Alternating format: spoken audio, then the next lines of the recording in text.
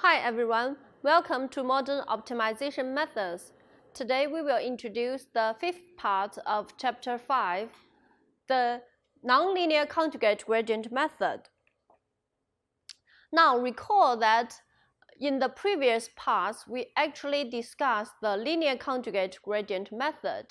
In this part we try to extend the linear conjugate gradient method to nonlinear case. So to nonlinear case, we have considered the following two aspects.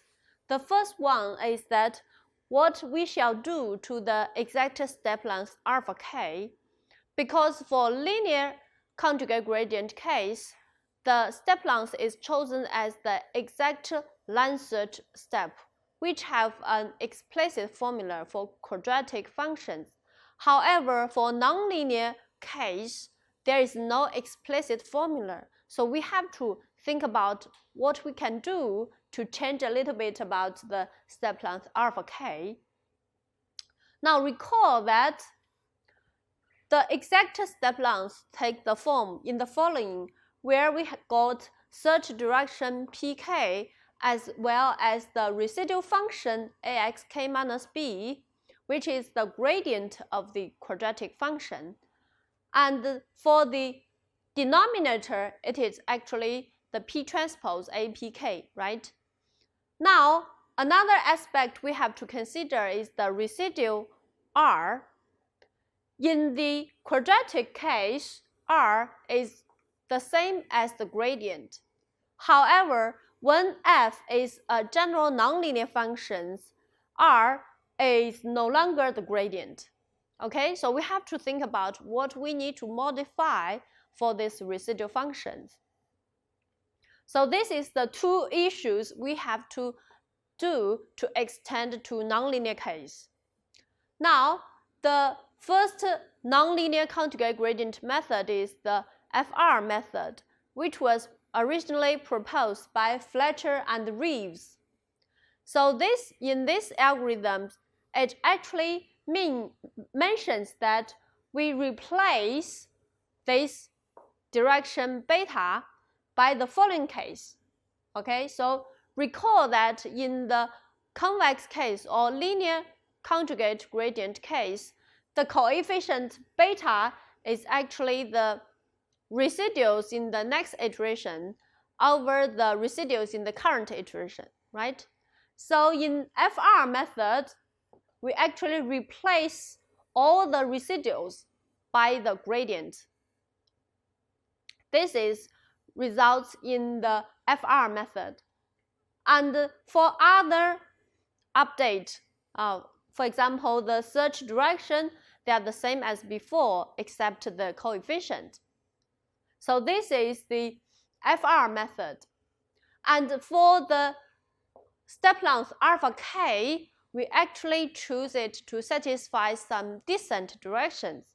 Okay, so here in FR method, we did not specify how we do the line search. Okay, we just set it as an open choice.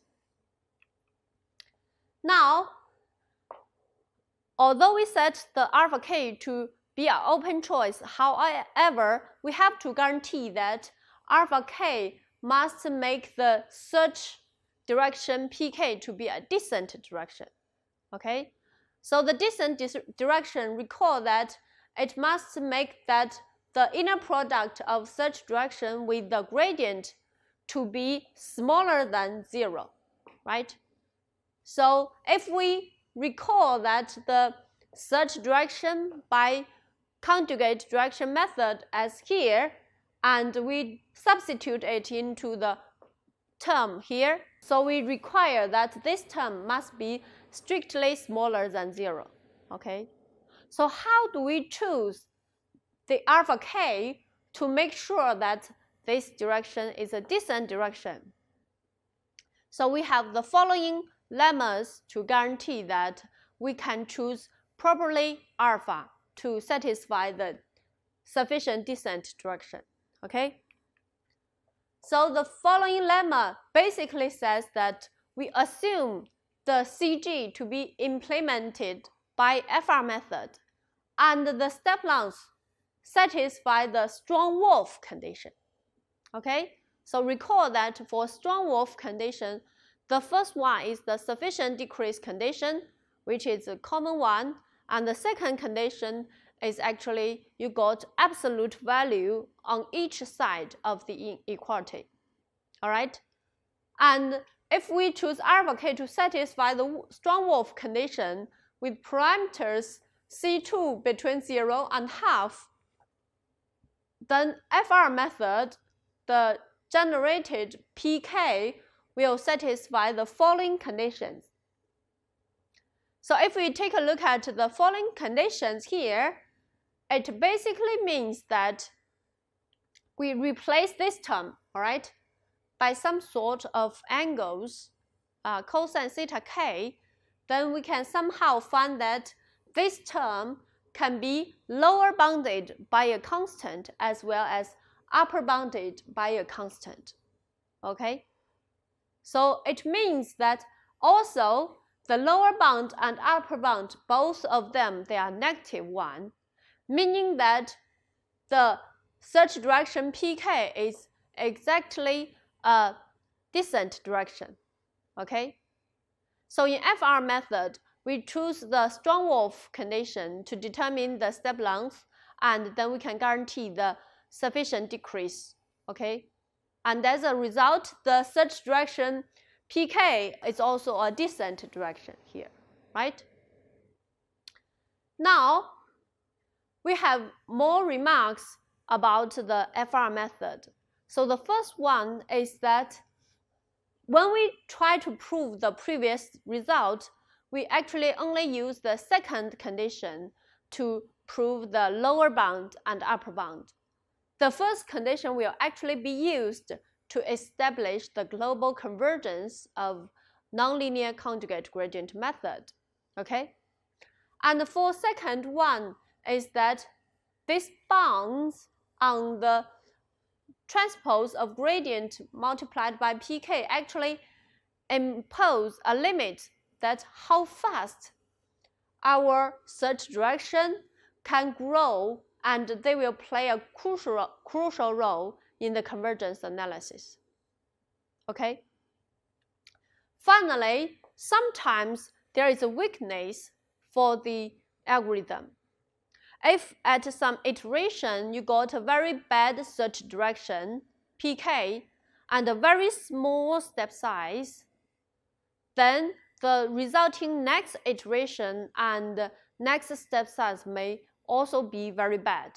Okay? So in this case, maybe the FR method will go into a very bad situation and it leads to some very slow convergence result. Okay, so this is a weakness about FR method.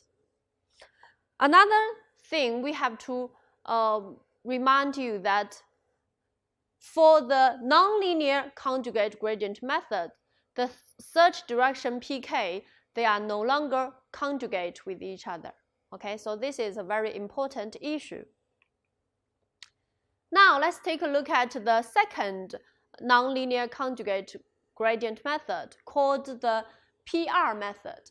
So PR method was first proposed by Pollack and Ribby, and they define the coefficient beta in the following way.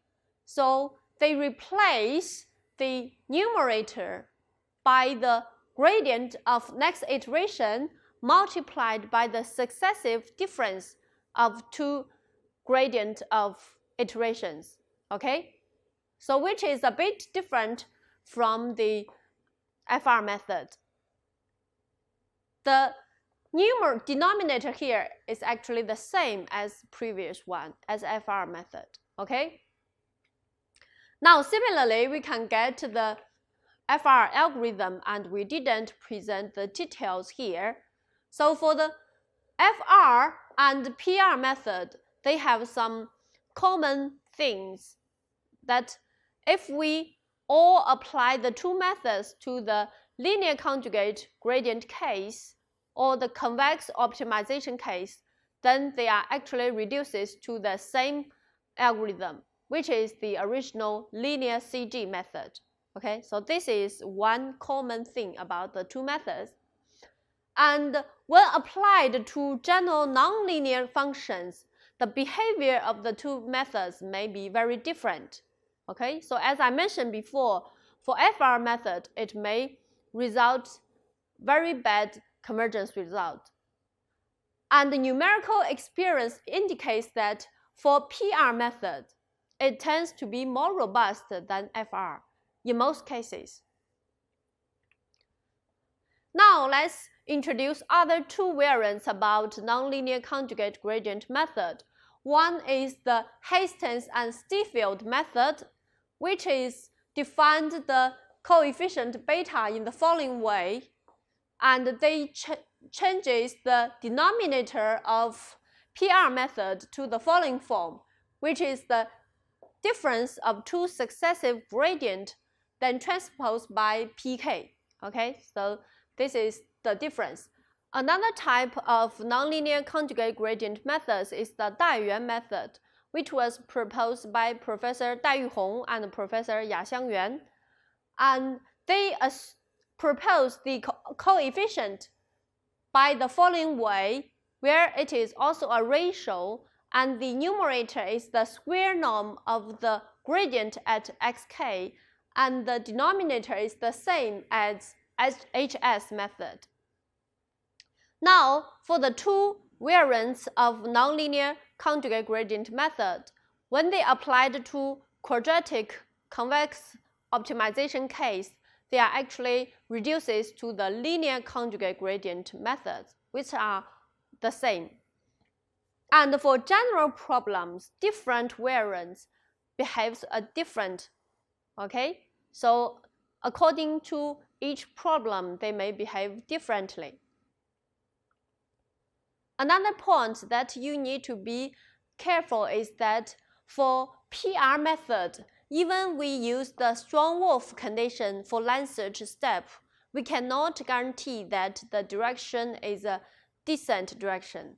Therefore, we need some modification. This leads to the method PR+.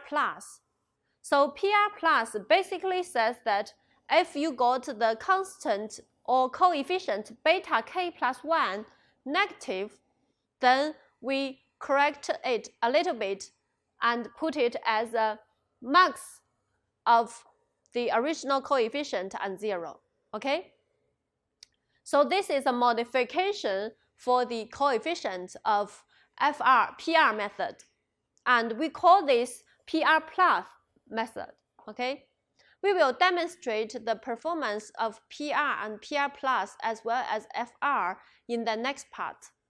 Now, let's make a brief summary about this part. We have introduced 4 variants of nonlinear conjugate gradient method, including the FR method, PR method, HS, and DY method.